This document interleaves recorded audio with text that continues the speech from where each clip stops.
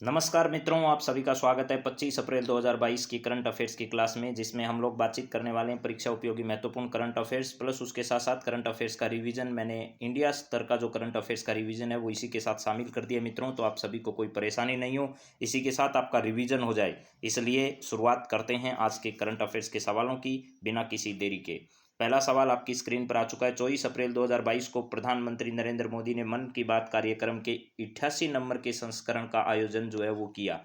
इसकी शुरुआत कब की गई? 88वां संस्करण है या नहीं, इसको भी जरा देख लीजिएगा। मेरे सामने कहीं आया तो मैंने आपके सामने रख दिया है। अब जरा बताइए कि इसकी शुरुआत हाल ही में कब की गई थी, इसकी बतानी है। ये कौन सा संस्करण था वो बात छोड़िए, लेकिन आप ये बताइए इसकी शुरुआत कब की गई। 24 अप्रैल को तो आपको पता होगा पंचायती राज दिवस जो है वो मनाया जाता है। कौन सा? पंचायती राज दिवस। पंचायती राज दिवस जो है इस अवसर पर, पंचायती राज दिवस के अवसर पर इन्होंने कार्यक्रम जो है इस बार आयोजित किया। ये पंचायती राज की व्यवस्था की शुरुआत है राजस्थान के नागौर जिले से आरंभ की गई थी। आप लोग ये बात भी जानते हैं, 2 अक्टूबर 1959। चलिए, इसके बाद आप लोगों को पता होना चाहिए पंडित जवाहरलाल नेहरू जो है वो भारत के प्रधानमंत्री, प्रथम प्रधानमंत्री जिनके नेतृत्व में नागौर के बगदरी गांव से पंचायती राज व्यवस्था का शुभारंभ किया गया था मित्रों। तो प्रधानमंत्री नरेंद्र मोदी ने अपने मन के कार्यक्रम की जो शुरुआत है वो किस वर्ष की थी, आपसे सवाल ये पूछा जा रहा है। तो इसकी शुरुआत जो है वो 3 अक्टूबर 2014 को इस कार्यक्रम की शुरुआत की गई थी। मन के कार्यक्रम में विशेष प्रकार का कार्यक्रम जो है उसके माध्यम से देश विदेश से प्राप्त उनको जो संदेश होते हैं उस पर आधारित ये कार्यक्रम है। देश भर के युवा सभी प्रकार के लोगों से इस समय बातचीत वो करते हैं। चलिए अगले सवाल पर बातचीत करते हैं। हाल ही में प्रोजेक्ट 75 के तहत तैयार की गई छठी पनडुब्बी कौन सी है जो कि अभी हाल ही में लॉन्च की गई है? तो 6वीं पनडुब्बी कौन सी है जो प्रोजेक्ट 75 के तहत तैयार की गई है, उसका नाम आपको बताना है। तो इसका नाम क्या है? आईएनएस वागीर है, आईएनएस खंडेरी, आईएनएस वेला या आईएनएस वागसीर? तो अभी जो हाल ही में चर्चा में आई है वो आईएनएस वागसीर है। क्या है? आईएनएस वागसीर जो है इसको अभी हाल ही में तैयार किया गया है। यानी पहले से ही हमारे पास 5 थी और छठी अभी जो पनडुब्बी आई है वो कौन सी है? वागसीर पनडुब्बी है। ये वागसीर पनडुब्बी जो है वो हाल ही में चर्चा का विषय बनी है। तो मेरे मित्रों चलिए अगले सवाल के बारे में बात करते हैं। अगला सवाल देखें उससे पहले मंझगांव डॉकयार्ड शिपयार्ड लिमिटेड में इसको बनाया गया और प्रोजेक्ट 75 जो है विभिन्न प्रकार की पनडुब्बियों के निर्माण के लिए चलाया गया एक प्रोजेक्ट है। और इस पर मेक इन इंडिया का लोगो भी आप देख सकते हैं। तो इसे मेक इन इंडिया मिशन के तहत तैयार किया जा रहा है। मेक इन इंडिया मिशन के तहत इसे क्या किया जा रहा है? तैयार किया जा रहा है। चलिए अगले सवाल के बारे बात करें।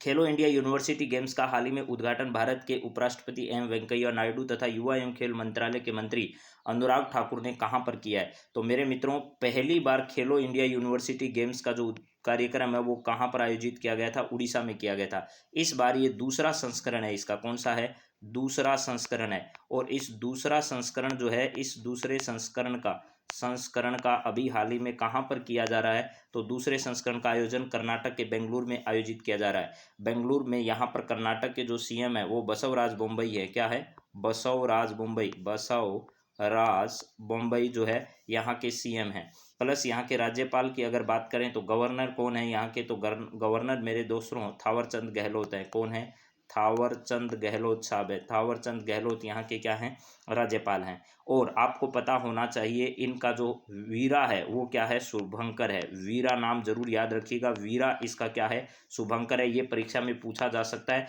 इस गेम से जरूर एक सवाल किसी न किसी पेपर में पूछा जाएगा, तो आप सचेत रहें। आपसे शुभंकर अगर पूछे तो इसका शुभंकर जो है वो क्या है? शुभंकर। ये शुभंकर इसका वीरा है। चलिए नेक्स्ट सवाल पर बात करते हैं। अगला सवाल क्या है जरा देखो। यूरोपीय यूनियन के अध्यक्ष कौन है जो हाल ही में भारत दौरे पर आए हैं?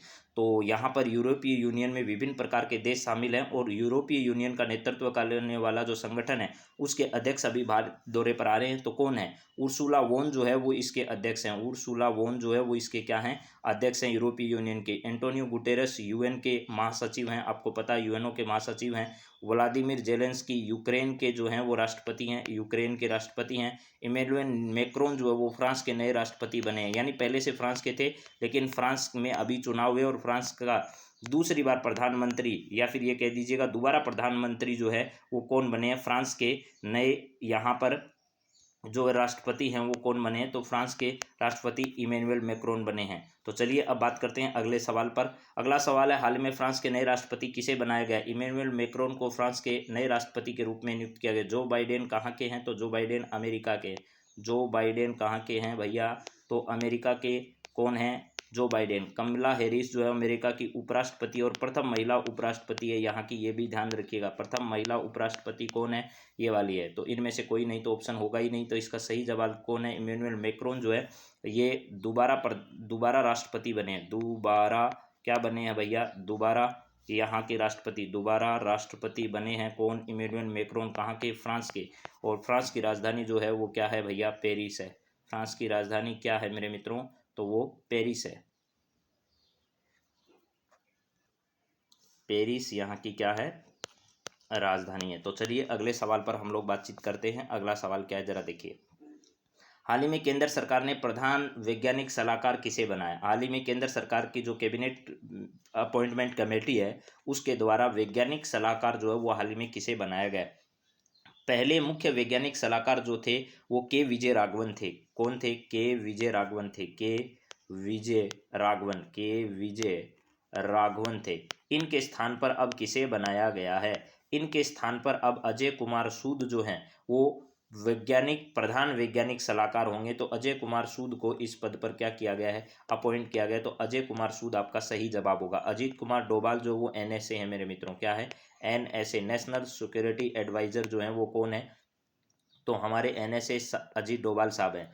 इसके बाद दूसरे सवाल की अगर हम बात करें तो मनोज पांडे अभी हाल ही में नए सेना प्रमुख बनाए गए हैं। राधा कृष्णन हरि कुमार जो हैं वो नौसेना प्रमुख हैं। विवेक राम चौधरी है वो वायुसेना प्रमुख हैं। ये कौन से हैं भैया? ये वायुसेना प्रमुख हैं। ये क्या है? नौसेना प्रमुख है। नौसेना प्रमुख है। और सेना प्रमुख हाल ही में नए किसको बनाए गए? मनोज कुमार पांडे को बनाए गए। अजीत डोभाल हमारे राष्ट्रीय सुरक्षा सलाहकार हैं। और अजय कुमार सूद जो है वो के विजय राघवन के स्थान पर वैज्ञानिक सलाहकार अभी हाल ही में बनाए गए हैं। अगला सवाल देखिए क्या है। हाल ही में प्रधानमंत्री नरेंद्र मोदी ने किस राज्य में रंगाली बिहू जो है, रंगोली बिहू है वैसे ये क्या है? रोंगाली बिहू, रोंगाली बिहू इसका सही नाम है। रोंगाली बिहू। इस रोंगाली बिहू का जो कार्यक्रम आयोजित किया गया उसमें यहाँ पर भाग लिया। और सर्वानंद सोनेवाल जो है, सर्वानंद सोनेवाल उनके साथ इस कार्यक्रम में इस समय रहे थे मौजूद। तो ये सर्वानंद सोनेवाल जो है वो इस कार्यक्रम में मौजूद रहे। तो यह कार्यक्रम असम में आयोजित किया था जिसमें प्रधानमंत्री ने क्या किया? हिस्सा लिया था। तो सांस्कृतिक कार्यक्रम है ये आयोजन कहाँ पर हुआ? रंगाली बिहू जो है वो आयोजित हुआ था असम में। चलिए अगला सवाल देखिए मित्रों क्या है। नेक्स्ट सवाल आपकी स्क्रीन पर जो आया है, हाल ही में प्रधानमंत्री नरेंद्र मोदी ने किस राज्य या संघ शासित प्रदेश जो है इसमें 20,000 करोड़ रुपए की विभिन्न परियोजनाओं की आधारशिला रखी है? तो विभिन्न प्रकार की परियोजनाओं की आधारशिला कहाँ पर रखी गई है और वो भी कितनी? 20,000 करोड़ रुपए जो है इसकी परियोजनाओं की आधारशिला रखी है। तो ऐसा किया गया है। जम्मू कश्मीर जो है विघटन के बाद पहली बार प्रधानमंत्री जम्मू कश्मीर पहुंचे और जम्मू कश्मीर में पहुंचकर उनके युवाओं से आह्वान किया कि आपको जो माता पिता को जो दंश झेलना पड़ा था आतंकवादी जैसी घटनाओं में, पत्थरबाजी जैसी घटनाओं में युवा शामिल होते थे, वो अब आपके परिवारों को नहीं भुगतना पड़ेगा। आप मुख्य धारा से जुड़ने जा रहे हैं। तो जम्मू कश्मीर इसका सही जवाब होगा। जहां पर आपको पता होगा मेरे मित्रों, मनोज कुमार सिन्हा जो है, मनोज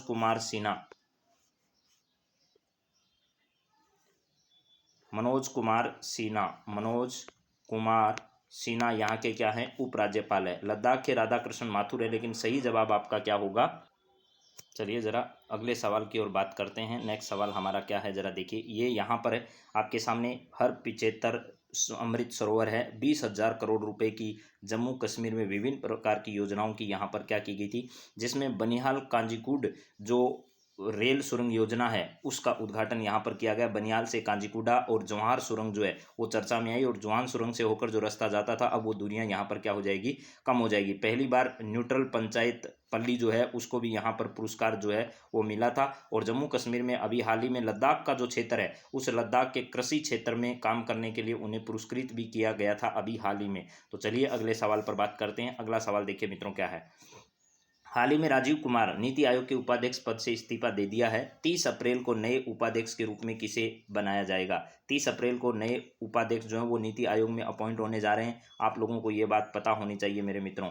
तो नए अध्यक्ष किसको बनाया गया है, किसके स्थान पर? राजीव कुमार के स्थान पर राजीव कुमार ने अपने पद से क्या दे दिया है? इस्तीफा दे दिया है। इसके स्थान पर सुमन के बेरी जो हैं, सुमन के बेरी, ये जो सुमन के बेरी साहब हैं, इनको क्या किया गया मेरे मित्रों? अभी हाल ही में उपाध्यक्ष के लिए अपॉइंट किया जाना है। तो ये 30 अप्रैल को अपना पदभार क्या करेंगे? ग्रहण करने वाले हैं। वी अनंत नागेश्वर जो है वो मेरे मित्रों क्या है? आर्थिक सलाहकार हैं। और अमित खरे और पीके मिश्रा जो हैं वो प्रधानमंत्री के सलाहकार हैं। प्रधानमंत्री के प्रधान सचिव जो हैं वो पीके मिश्रा हैं। ये प्रधान सचिव हैं। प्रधान सचिव प्रधानमंत्री के कौन है? पीके मिश्रा साहब हैं। और अमित खरे जो हैं वो सलाहकार, वी अनंत नागेश्वर आर्थिक सलाहकार हैं। और के विजय राघवन अभी हाल ही में आपको बताया था वैज्ञानिक सलाहकार पद से हटने के बाद इनके स्थान पर नया वैज्ञानिक सलाहकार बनाया गया है। तो इसका सही जवाब मेरे मित्रों आपका क्या होगा? वो है सुमन के बेरी। सुमन के बेरी जो है वो बनाए गए हैं अभी हाल ही में।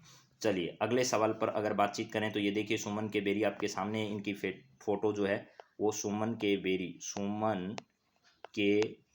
बेरी साहब जो हैं वो क्या बनाए गए हैं? अभी नए जो हैं वो उपाध्यक्ष बनाए गए हैं। और आपको पता होना चाहिए राजस्थान से संबंधित है या नहीं ये भी बताइएगा। अरविंद जो हैं, अरविंद पनगड़िया मेरे दोस्तों, वो पहले उपाध्यक्ष के पद पर रह चुके हैं। चलिए अगला सवाल जरा देखिए। किस राज्य सरकार ने हाल ही में पहला स्पेस फ्रेमवर्क लॉन्च किया है? ऐसी राज्य सरकार कौन सी है जिसने पहला स्पेस फ्रेमवर्क लॉन्च करने की घोषणा की है? तो उस राज्य सरकार का नाम है तेलंगाना। क्या है मेरे मित्रों? तेलंगाना है, जहाँ की राजधानी क्या है? हैदराबाद है। हैदराबाद जो है वो तेलंगाना में स्थित है। और हैदराबाद में ही क्या किया जाएगा? पहला स्पेस फ्रेमवर्क जो है वो अभी हाल ही में लॉन्च किया जाएगा। तो कौन सा राज्य ऐसा करने वाला? तो वो तेलंगाना राज्य है। चलिए इसके बाद अगर हम विस्तार से कुछ पॉइंट और देखना चाहें तो जरा देखिएगा क्या है। कर्नाटक जो है इसने सांस पहल जो है वो लॉन्च की है। कर्नाटक के स्वास्थ्य एवं चिकित्सा मंत्री के सुधाकर ने 20 अप्रैल 2022 को निमोनिया को सफलतापूर्वक बेअसर करने के लिए सामाजिक जागरूकता और कार्यवाही की शुरुआत की है, जिसे सांस के नाम से हम जानते हैं। एक अभियान है जिसे 5 वर्ष से कम उम्र के बच्चों के निमोनिया की शीघ्र पहचान और अधिक जागरूकता सुनिश्चित करने के लिए शुरू किया गया है। निमोनिया फेफड़ों का संक्रमण है जो वायरल, बैक्टीरियल या फंगल संक्रमण के कारण होता है। भारत में निमोनिया उन बच्चों के स्वास्थ्य के लिए खतरा बना हुआ है जो 5 वर्ष से कम उम्र के हैं, तथा देश में 5 वर्ष से कम उम्र के 15% बच्चों की मृत्यु निमोनिया के कारण होती है। कर्नाटक राज्य व्यापक संरचना माध्यमों और डिजिटल अभियानों के द्वारा निमोनिया के प्रति सामुदायिक जागरूकता पैदा कर रहा है। इस संबंध में आशा कार्यकर्ताओं का भी सहयोग लिया जा रहा है। राज्य भर में गंभीर निमोनिया के मामलों के लिए सुविधा स्तरीय प्रबंधन को मजबूत किया जा रहा है। इसके साथ ही स्किल स्टेशन स्थापित किए जा रहे हैं। स्वास्थ्य सेवा प्रदाताओं को कौशल आधारित प्रशिक्षण भी दिया जा रहा है। राज्य के सभी स्वास्थ्य सेवाओं प्रदाताओं द्वारा सक्रिय रूप से 5 वर्ष से कम उम्र के बच्चों की जांच की जा रही है ताकि निमोनिया की जल्द पहचान की जा सके। तो यह कौन सा राज्य कर रहा है निमोनिया के लिए सांस नाम का अभियान जो है वो कर्नाटक राज्य ने चलाया। बसवराज मुंबई और थावरचंद गहलोत का नाम जरूर ध्यान रखना है यहाँ पर आपको। चलिए अगले सवाल के बारे में देखते हैं। अगला पॉइंट हमारे सामने क्या है जरा वो भी देख लीजिए। भारत का पहला वाणिज्यिक ग्रेड ग्रीन हाइड्रोजन उत्पादन संयंत्र, तो भारत का पहला ग्रीन हाइड्रोजन संयंत्र ऑयल इंडिया लिमिटेड के ने जोरहाट असम में भारत का पहला वाणिज्यिक ग्रेड ग्रीन हाइड्रोजन उत्पादक संयंत्र जो है वो स्थापित किया। ये सवाल वेरी मोस्ट है मेरे मित्रों, आपको याद करना है। पहला कहाँ पर स्थापित किया गया? जोरहाट असम में स्थापित किया गया। हाइड्रोजन उत्पादन कौन सी कंपनी कर रही है? ऑयल इंडिया लिमिटेड कर रही है। हाइड्रोजन का उत्पादन करने के लिए यह संयंत्र ऑयल इंडिया के 500 किलोवाट सौर संयंत्र पंप स्टेशन से अक्षय ऊर्जा का उपयोग करेगा। शुरू किए गए इस नए पायलट प्रोजेक्ट की दैनिक उत्पादन क्षमता 10 किग्रा है, जिसे बढ़कर 30 किग्रा प्रतिदिन किया जाएगा। हरित हाइड्रोजन में जीवाश्म ईंधन की जगह लेने की क्षमता है। प्राकृतिक गैस और ग्रीन हाइड्रोजन के सम्मिश्रण तथा मौजूदा OIL बुनियादी ढांचे पर इसके प्रभाव को लेकर ऑयल इंडिया द्वारा IIT गुवाहाटी के सहयोग से एक विस्तृत अध्ययन शुरू किया गया है।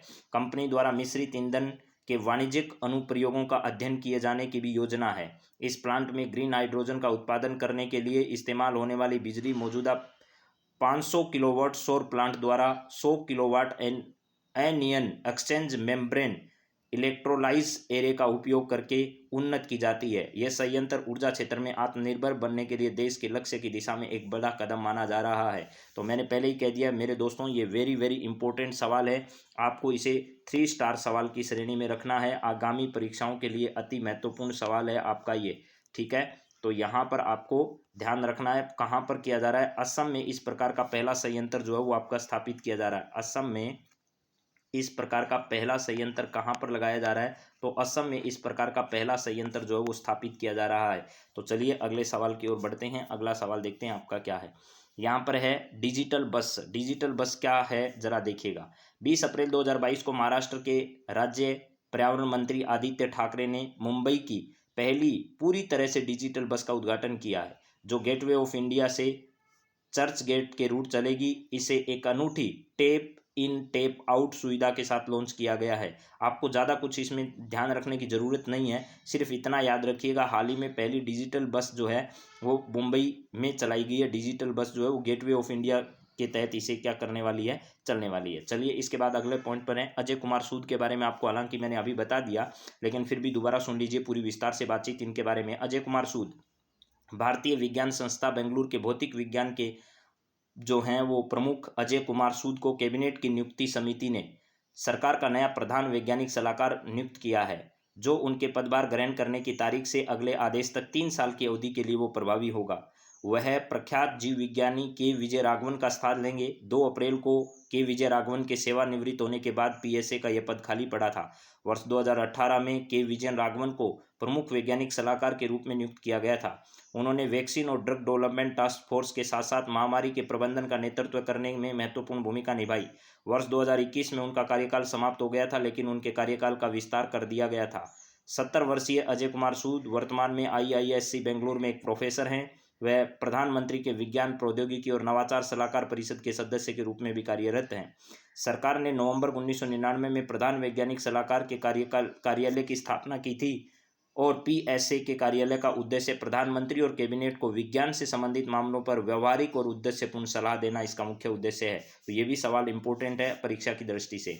अभी हमारे लोकसभा अध्यक्ष ओम बिरला जी जो हैं वो वियतनाम के दौरे पर हैं, तो आपको ध्यान रखना है कंबोडिया, वियतनाम, ये जो सब क्षेत्र हैं इनके दौरे पर हैं। दुनिया के महान सांस्कृतिक आश्चर्यों में से एक है अंकोर वाट का विष्णु मंदिर जो है वो कहाँ पर स्थित है। ये हजारों परीक्षाओं में आज तक आ चुका है मेरे मित्रों।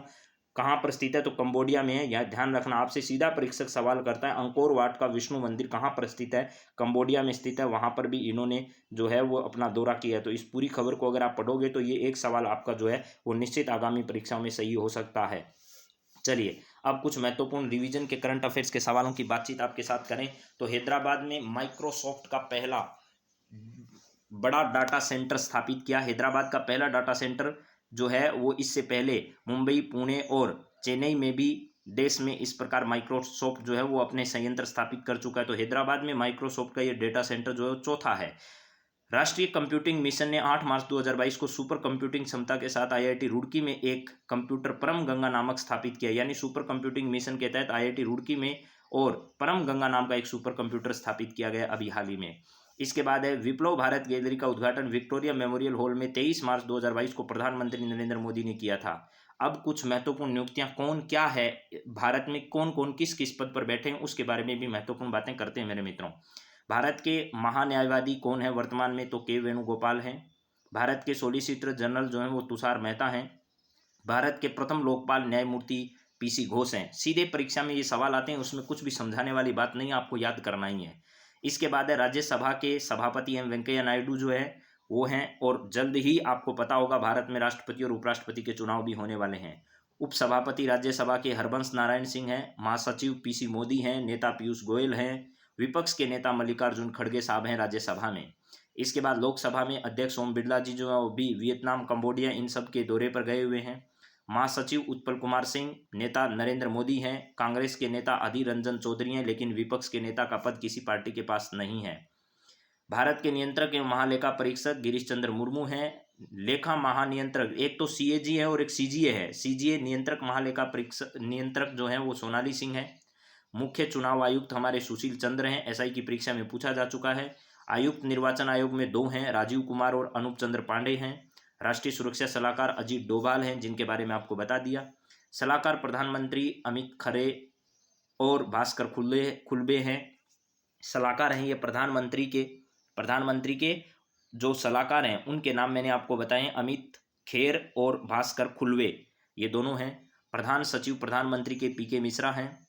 प्रधानमंत्री के आर्थिक सलाहकार परिषद के चेयरमैन विवेक देब्रॉय हैं। आर्थिक सलाहकार विवि जो हैं वो अलग हैं और इस परिषद के अध्यक्ष हैं वो अलग हैं। कैबिनेट सचिव जो हैं वो राजीव गौबा साहब हैं। कार्यवाहक मुख्य सतर्कता आयुक्त वर्तमान में सुरेश एन पटेल साहब हैं।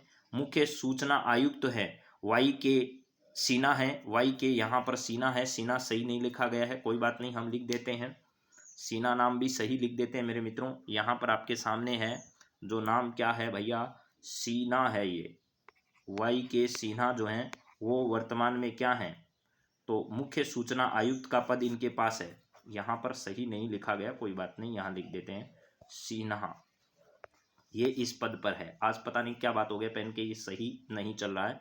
तो मुख्य सूचना आयुक्त जो है वाई के सिन्हा जो हैं वो हैं वर्तमान में। चलिए इसके बाद नेक्स्ट जरा देखिए क्या है। केंद्रीय अन्वेषण ब्यूरो सीबीआई के निदेशक सुबोध कुमार जायसवाल हैं। इंटेलिजेंस ब्यूरो यानी आईबी के निदेशक अरविंद कुमार हैं। 7वें वेतन आयोग के अध्यक्ष अशोक कुमार माथुर हैं। 15वें वित्त आयोग के अध्यक्ष NK सिंह हैं। राष्ट्रीय मानवाधिकार आयोग के अध्यक्ष जस्टिस अरुण कुमार मिश्रा हैं। आगामी परीक्षाओं में छपने वाला सवाल है। 15वें वित्त आयोग के अध्यक्ष भी छपने वाला सवाल है। इसके बाद है राष्ट्रीय अनुसूचित जाति आयोग के हर्ष चौहान हैं, आ चुका है पहले पेपर में। अनुसूचित जनजाति आयोग के हैं विजय हर्ष चौहान, अनुसूचित जनजाति के हर्ष कुमार चौहान हैं। और जाति आयोग के जो अध्यक्ष हैं वो विजय सांपला है, दोनों ध्यान रखना, विजय सांपला अनुसूचित जाति आयोग के अध्यक्ष। अनुसूचित जनजाति आयोग के अध्यक्ष जो हैं वो हर्ष चौहान हैं। इसके बाद परमाणु ऊर्जा आयोग के अध्यक्ष कमलेश नीलकंठ व्यास हैं। परमाणु ऊर्जा नियामक परिषद के अध्यक्ष जी नागेश्वर राव हैं। 21वें विधि आयोग के अध्यक्ष बलवीर सिंह चौहान हैं।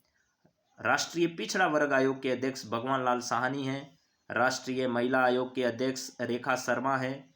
राष्ट्रीय बाल अधिकार संरक्षण आयोग के अध्यक्ष प्रियांक कानूनंगो हैं मेरे मित्रों।